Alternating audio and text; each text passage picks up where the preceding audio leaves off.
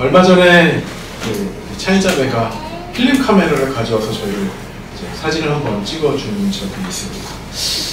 요즘은 참 필름 카메라가 생소한 것 같아요. 그죠? 이 필름 카메라의 묘미는 무엇보다도 기다림이죠.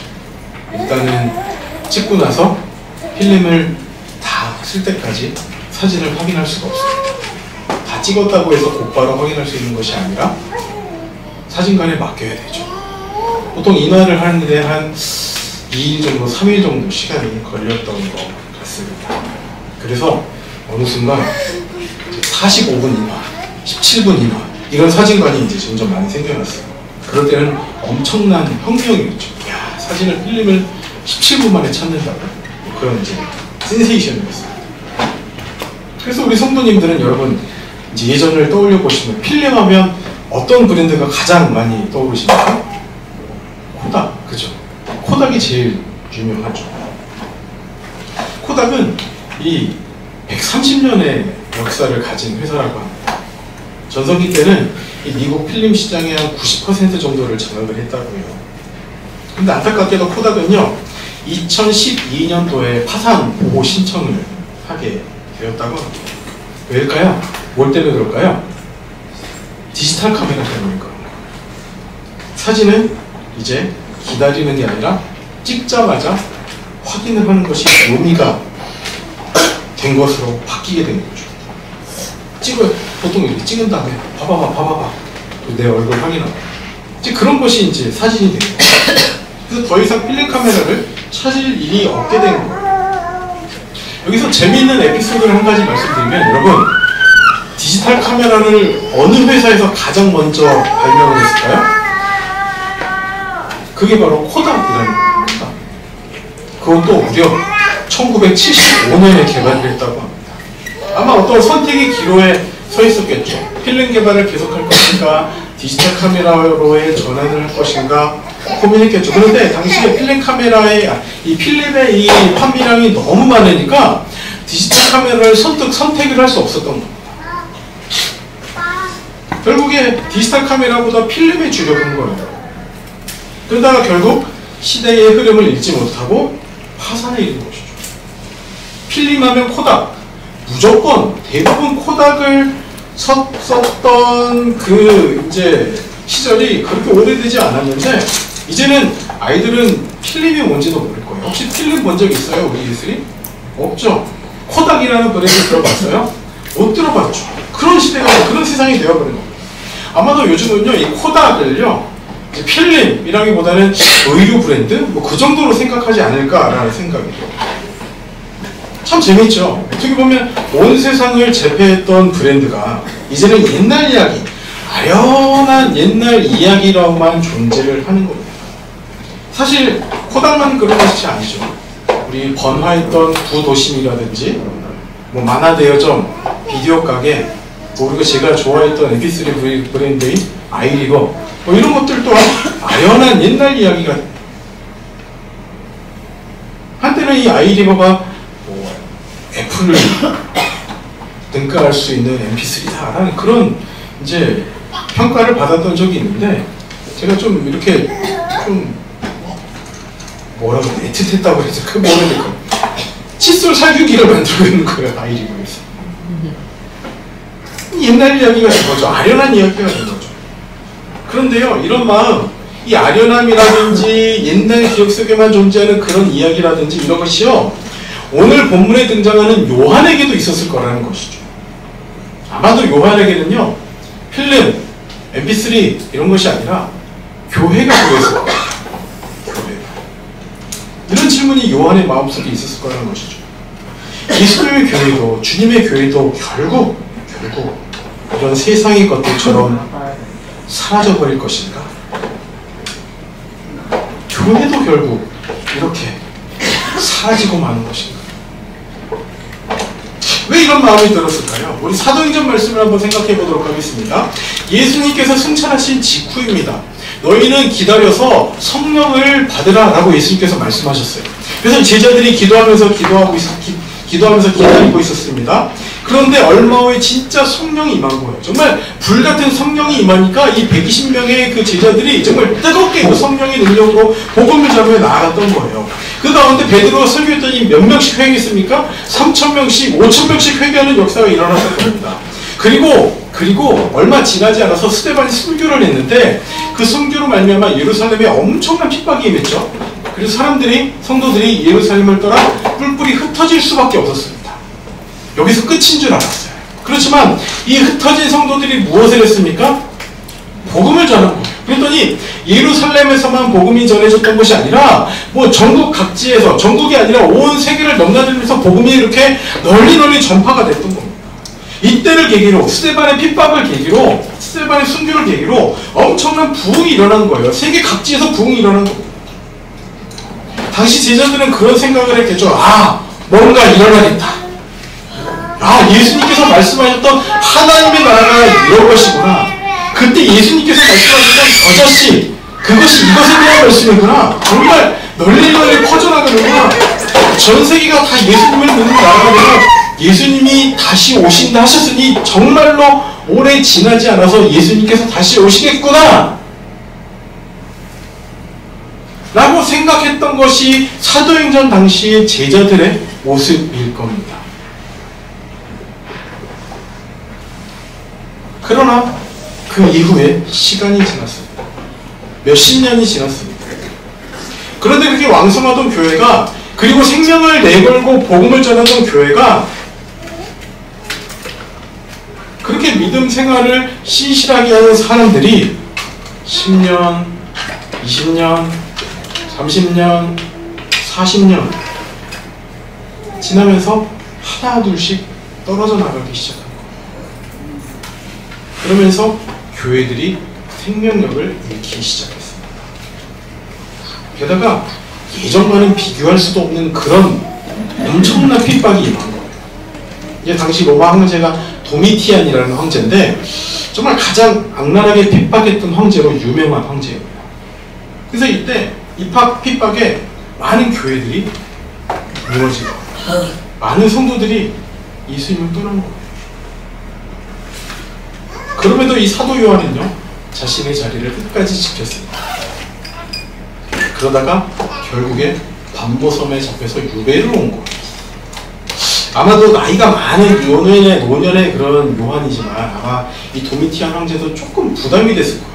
저 예수님과 함께 했던 저 요한이라는 작자, 나이가 많아 늙었지만 저 요한을 처형하면 분명히 뭔가 큰 일이 일어날 것 같은 불안함이 있었을 거예요. 왜? 예수님이 십자가에 못 박히신 이후에 부활하시고 엄청난 일들이 있었잖아요. 그것처럼 이 요한을 처형하는 거에 마음만큼 그렇게 이제 쉽지 않았을 겁니다. 그래서 결정하는 것이 유배, 반모섬으로 유배, 멀리 떠나버린 겁니다.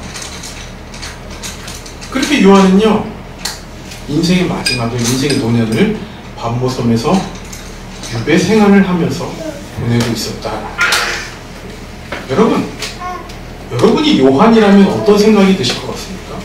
예수님과 함께 했고 예수님의 부활을 경험했고 교회가 엄청 흥왕하는 것을 경험했고 지금은 점점 교회가 쇠퇴해서 아무 힘이 없는 것처럼 느껴지는 이 순간을 바라보는 요한이 어떤 마음이었을 것 같습니까? 저라면 이런 생각이 들었을 것 같아요. 그렇게 왕성하던 복음의 역사는 이제 끝난 것 같아요.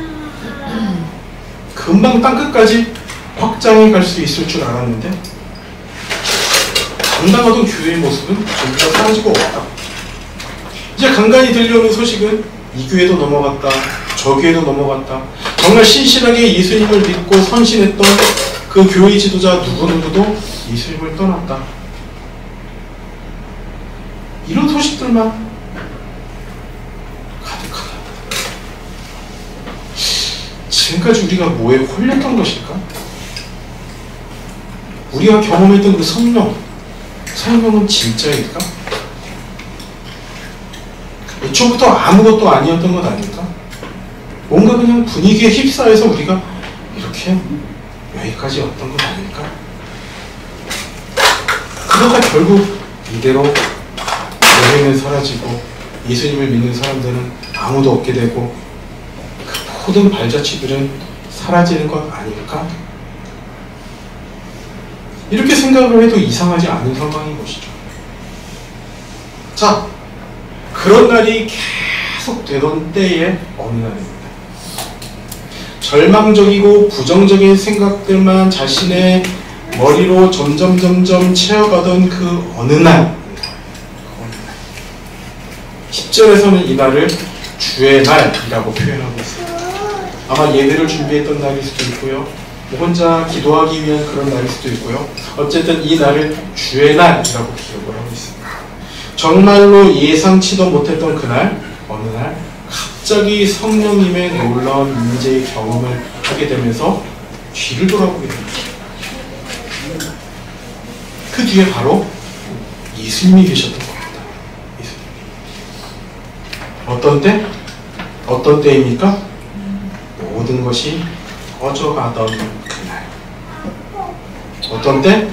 희망이라고 하는 단 한 줄기도 발견할 수 없었던 그날.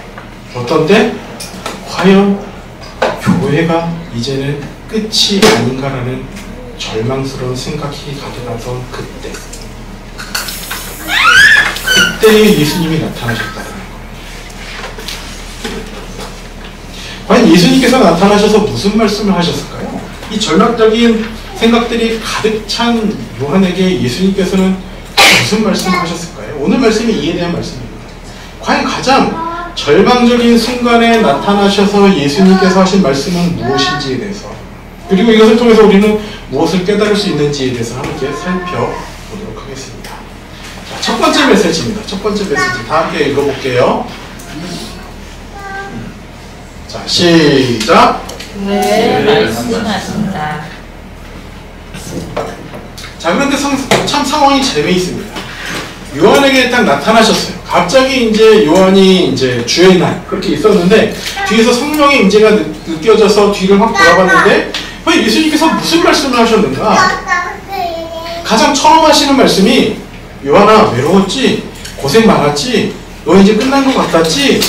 괜찮아, 그게 아니야 라고 말씀하시는 게 아니었다라는 거예요. 이렇게 말씀하십니다. 11절 다 같이 읽어볼게요. 11절입니다. 시작. 이르되 내가 오는 것을 두루마리에 써서 에베소, 스무나, 버가모, 두아디라, 사데, 빌레델비아, 라오디게아 등 7교회에 보내라 하십니다. 자, 그 예수님께서 나타나셨는데 요한에게 처음 하시는 말씀이 7교회에 편지를 보내라, 교회에 편지를 보내라, 이게 첫 말씀이었다라는 거예요. 이 말씀이 여러분 어떻게 다가오십니까? 요한이라면 조금 서운하지 않았을까요? 어떻게 생각하십니까? 저라면 참 서운했을 것 같아요. 교회에 편지를 보내라는 거예요. 여기서 중요한 메시지가 무엇인가 하니 예수님은요, 교회에 하실 말씀이 있으시다는 거예요.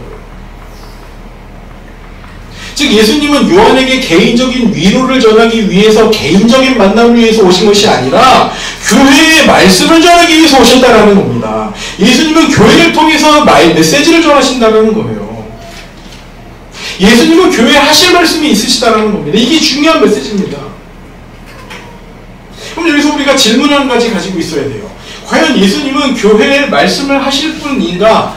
교회에 말씀을 하셔도 괜찮으신 분인가? 교회에 말씀하실 그 권위가 있으신 분인가를 우리가 가장 먼저 고민해봐야 되는 것이죠. 자, 여기서 우리가 요한이 뒤를 돌아보았을 때 가장 처음 보았던 모습이 무엇인가 하니 7 금촛대를 보았다고 기록하고 있어요. 7 금촛대.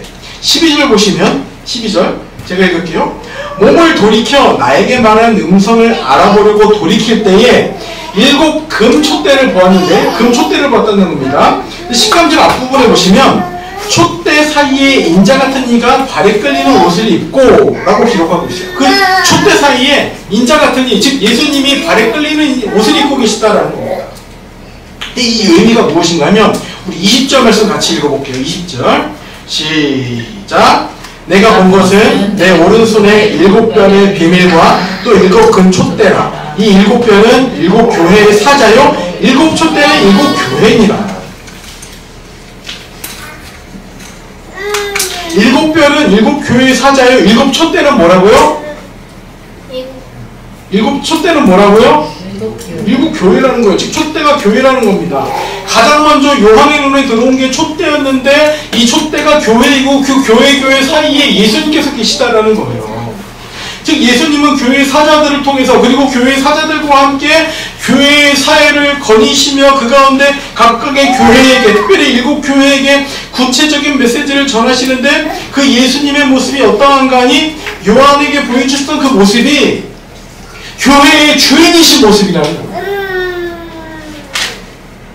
즉 예수님은 교회의 주인이시기 때문에 당연히 마땅히 교회에 말씀을 하셔도 괜찮다라는 겁니다.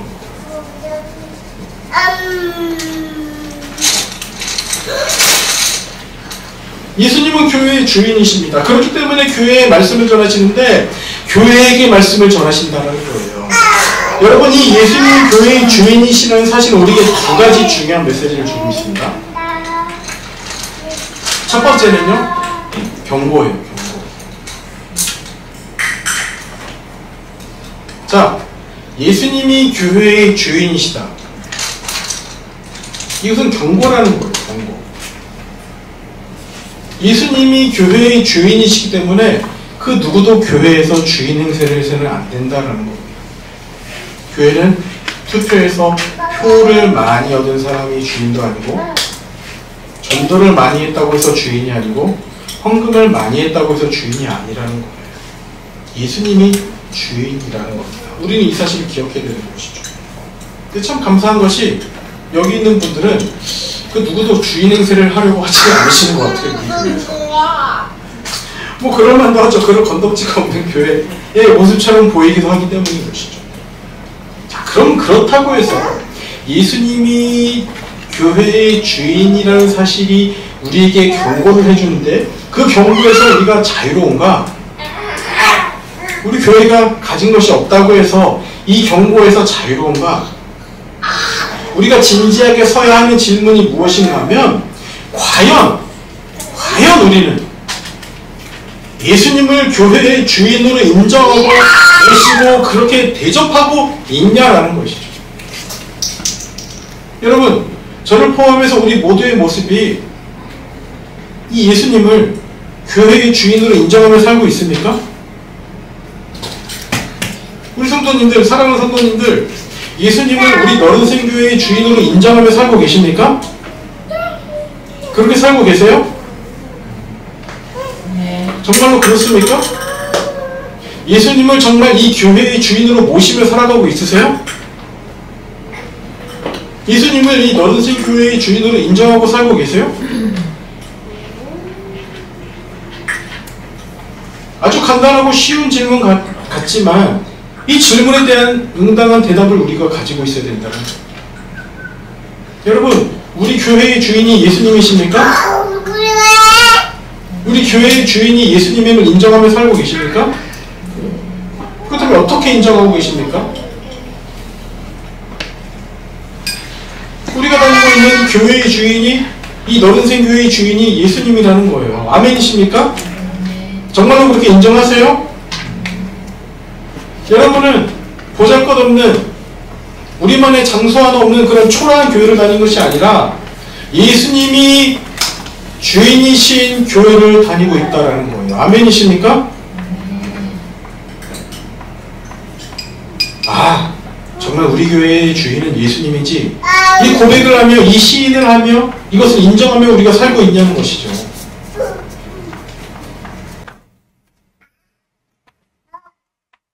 그렇다면 여러분들은 예수님이 우리 교회의 주인이 예수님이라는 것을 어떻게 인정하고 계십니까? 교회가 단순히 일주일에 한 번 친목도모를 위해서 오는 것이 아니라 예수님이 주인 되신 곳에 와서 하나님 앞에 나아가는 그 자리라는 것을 어떻게 인정하며 시인하며 우리가 고백하고 있냐는 것입니다. 예수님은 분명히 선언하십니다. 누가 교회의 주인인가? 누가 교회의 주인인가? 예수님이 주인이시라는 겁니다. 예수님은 교회의 주인 되심을 어떤 일이 있어도 포기하지 않으신다는 겁니다. 이 사실이 우리에게 경고로 다가왔습니다. 교회가 어떤 모습이든지 간에 교회는 교회이고 그 교회의 주인은 예수님이라는 거예요.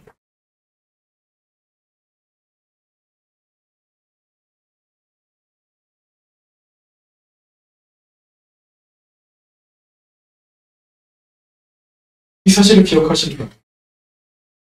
여러분은 예수님이 주인이신 교회를 섬기고 있는 것이십니까? 교회의 주인은 예수님이세요. 사실을 잊지 마시기 바랍니다. 그리고 예수님이 교회의 주인이라는 사실의 두 번째 메시지는 위로입니다. 초반에 말씀드렸던 것처럼 시간이 지날수록 교회를 회퇴하고 예수님을 믿는 사람들이 점점 예수님을 떠났던 한 가운데였습니다. 그러나 그럼에도 여전히 교회의 주인이 예수님이라는 사실은 우리에게 위로를 가져다 준다는 거예요. 지금에도 마찬가지입니다. 교회는 점점 문을 닫고 있습니다. 코로나 이후에 성도의 수는 급격하게 줄었다고 합니다. 교회는 욕먹고 있는 시대에 사회로부터 배척을 당하는 것 같고 교회가 이제는 어떤 선한 영향력도 미치지 않는 것 같이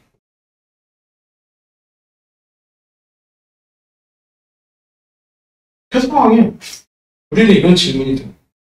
교회는 정말 더 이상 쓸모가 없는가? 교회는 더 이상 위기가 없는가? 교회는 더 이상 어떠한 빛과 소금의 역할도 못하는가? 그런 질문이 생길 때 예수님께서 나타나셔서 하신 말씀이 무엇입니까? 내가 여전히 교회의 주인이다. 내가 아직도 내 교회 사회를 거닐고 있고 돌아보고 있고 내가 아직도 교회의 사자들을 능력의 오른손에 붙잡고 있다라고 말씀하신다. 여러분, 교회는 여전히 교회이고 교회의 주인은 여전히 예수님이십니다. 아멘이십니까? 사람들이 교회를 욕한다고 해서 있는 사람들이 교회를 가진다고 해서 예수님의 힘이 점점 줄어드는 것이 아니라 그럴 때에도 예수님께서는 이렇게 말씀하십니다. 처음이요 마지막인 나에 의해서 교회는 결국에 승리하게 되어 있다. 이 교회는 망하지 않는다. 나의 교회는 사람에 의해서, 이 교회는 주변의 평판에 의해서 망하지 않는다. 핍박에 의해서도 망하지 않고 잘못된 자들의 배교나 배척에 의해서도 망하지 않는다고 예수님께서 우리에게 말씀하시다. 교회를 역사를 한번 생각해 보세요, 여러분. 교회가 생겨난 이래에 교회를 멸망시키고자 하는 우리들이 한순간도 떠난 적이 없습니다. 교회의 씨를 말리려는 시도는 교회가 존재한 이후부터 있었습니다. 그러나 분명한 것이 무엇입니까? 그 어느 누구도 이 교회를 망하게 한 자가 없다는 거예요. 교회는 아무도 망하게 할 수 없었습니다. 오히려 교회를 손상시키려고 씨를 말리려고 했던 세력들이 그 어느 순간 역사에서 사라졌던 것입니다. 이것이 교회를 통해서 우리에게 주는 메시지라는 거예요.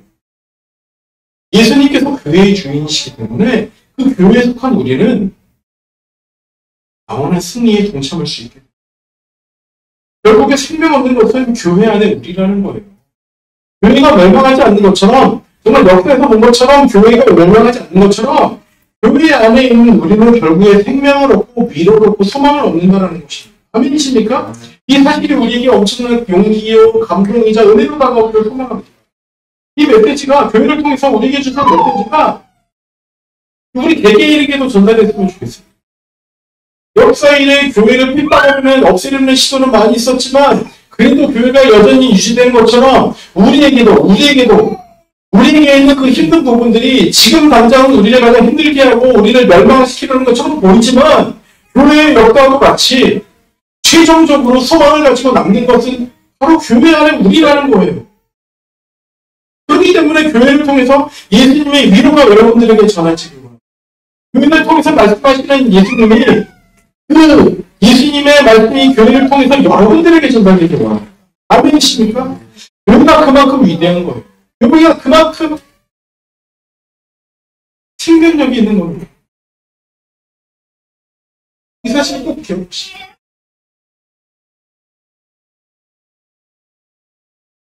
교회에게 말씀하시는 예수님을 통해 우리 교회에 속한 여러분들 모두 한량없는 원한 위로가 전해지겠습니다. 두 번째입니다. 읽어보겠습니다. 시작. 교회에 말씀하시는 예수님을 같이 본문의 처음으로 한번 돌아가 볼게요. 어떤 소리가 나서 요한이 뒤를 돌아보았습니다. 그리고 자신의 눈앞에 펼쳐진 광경을 묘사하고 있습니다. 13절입니다. 촛대 사이에 인자 같은 이가 발에 끌리는 옷을 입고 가슴에 금띠를 띠. 인자 같은 이가 발에 끌리는 옷을 입었다는 건데 이게 뭐 큰 옷을 입었다는 것이 아니라 이 발에 끌리는 옷은요 제사장들이 입던 옷이에요. 즉 제사장으로 서 계신 거. 위험의 모습을 가지고 제사장으로 서 계신 거. 14절부터의 말씀을 살펴보면 머리는 흰 양털 같고 흰 눈 같았습니다. 눈을 보니까 불꽃 같았다는 거예요. 그리고 발을 보니까 뿔로 단련한 빛나는 주석 같았습니다. 눈은 불꽃 같고 발은 단단한 주석이었습니다. 음성을 발하시는데 그 소리는 큰 폭포수가 쏟아지는 것 같은 많은 물소리에 같았다는 것이에요. 그 다음 16절 함께 읽겠습니다. 16절 시작. 그의 그 손에 7별이 있고 그의 입에서 좌우의 말씀법이 나오고 그 얼굴은 해가 힘있게 비치고 오른손에 보니까 별이 7을 붙들고 있었습니다. 입에서는 좌우의 날선 예리한 검이 나오고 있었어요. 사실 그렇게 예상이 그 가운데 얼굴을 보았을 때는 마치 해가 강렬하게 비치는 것 같은 그런 모습. 한마디로 그 영광과 위엄의 그런 모습이었다. 이분 앞에서는 그 어떤 티끌조차도 감출 수 없는 그런 모습이었다는 것입니다. 그리고 발에 보았을 때 이 발에 있는 무엇인가 빛난 주석과 같아서 한 번 밟으면 그냥 다 끝날 것 같은 그런 심판의 발이라는 거예요. 짓밟아서 심판하는 그런 주석과도 같은 그런 단단한 발이. 자, 이런 영광과 강력함과 위엄과 순결함과 깨끗함과 거룩함과 그 모든 것이 결집되어 있고 응집되어 있는 그런 모습 앞에 사도 요한이 어떻게 했을까요? 그 자리 앞에 딱 그랬어요. 17절 말씀. 17절 다 같이 읽어보도록 하겠습니다. 시작. 내가 볼 때에 그의 발 앞에 엎드러져 죽은 자같이 되매 그가 오른손을 내게 얹고 이르시되 두려워하라. 주여 예수님 앞에 자가 없다. 예수님의 임재를 경험하면 못 드릴 수밖에 없다. 그 얼굴, 영광스러운 얼굴, 그 발, 심판자로 서 있는 그 발, 위험과 공경과 위험과 모든 것을 앞들고에 맞죠. 여러분, 그런 영광스러운 임재를 경험한 적이 있으십니까?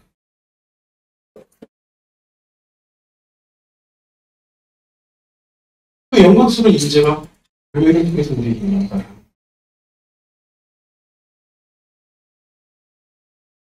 요한은 주님의 그런 모습을 보고 자기도 모르게 납작하게 됐어요. 그 영광과 위엄과 존귀함 앞에 자기도 모르게 그냥 엎드려지. 주님의 모습을 진정으로 보는 사람, 주님의 모습을 실감하는 사람은 이렇게 될 수밖에 없어요. 최대 우리 인간이 하나님을 어떻게 마주할 수 있겠어요? 거룩하신 하나님 앞에 누가 등이 서리요? 자처럼 납작 엎드릴 수밖에 없는 것이 우리 본질. 여러분, 이 예배 자리 나오는데 누군가요? 자같이 납작 엎드리는 마음으로 예배 참석하십시오.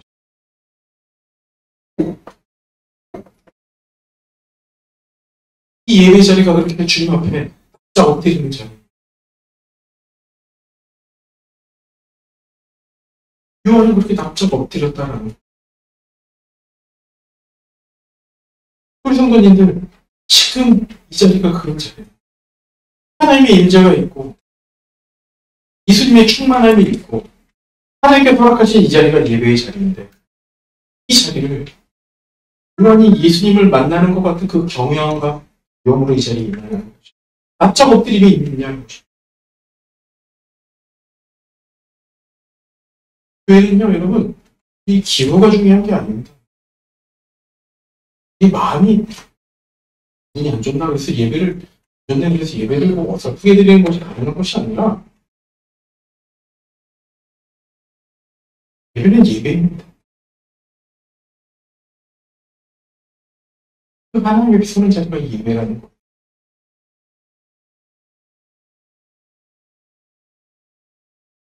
살아계신 하나님 만나는 자리가 이 자리라는 거예요. 18절 말씀이 있습니다. 18절 다 같이 읽어요. 시작. 또 살아있는 자라 내가 전에 죽었었느라 볼지어다 이제 세세토록 살아있어 사망과 인수에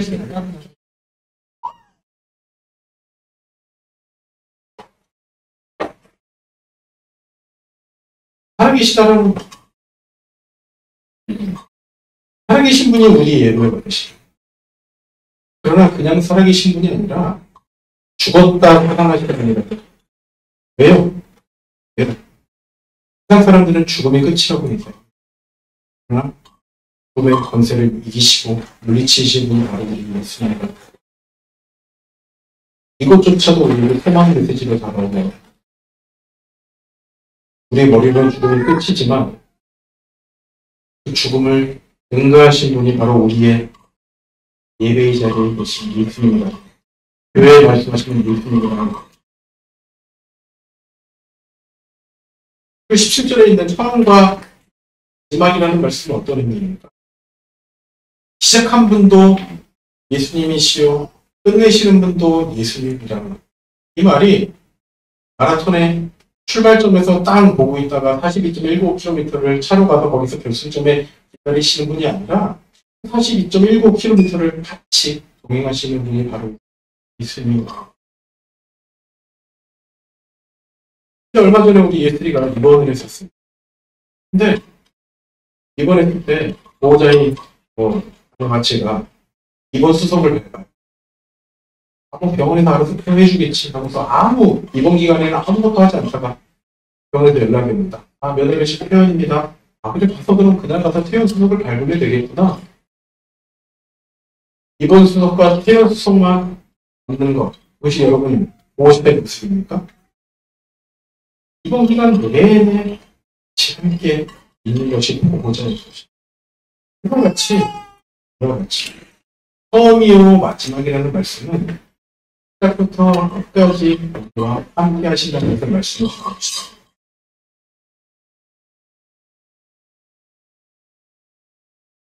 처음부터 모든 과정을 하나하나 이끄시고 인도하시며 동행하시며 세세하게 이끄시는 분이 우리의 예수님이라는 말씀.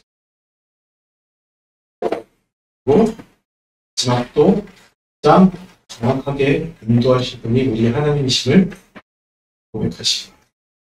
이십니까? 왜요? 죽었다가 살아나신 분. 죽음의 끝이 아니라 생명을 허락하시는 하나님. 가장 좋은 것을 허락하실 것이기 때문입니다. 아멘이십니까? 그러면 요한과도 같이 납작 엎드리는 우리 모든 성도님들 되시면서 납작 엎드리는 그 이유는 매 순간순간 드려지는 예배가 매 주일마다 드려지는 예배가 납작 엎드리는 그런 예수님을 만나는 오늘의 이 자리가 됐으면 좋겠습니다. 말씀을 마무리하도록 하겠습니다. 성도님들, 요한의 마음이 어땠을까요? 가장 절망스러운 때입니다. 어떤 희망도 없고 이제 이렇게 끝이 났다라고 점점 자신의 생각이 멀어지던 때에 그러나 바로 그 절망의 순간에 예수님께서 나타나요. 그리고 말씀하세요. 세상의 것들과 나는 근본적으로 다르다.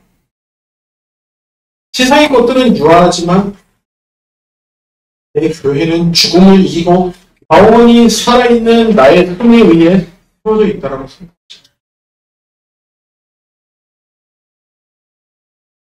숨긴 도신과는 다릅니다.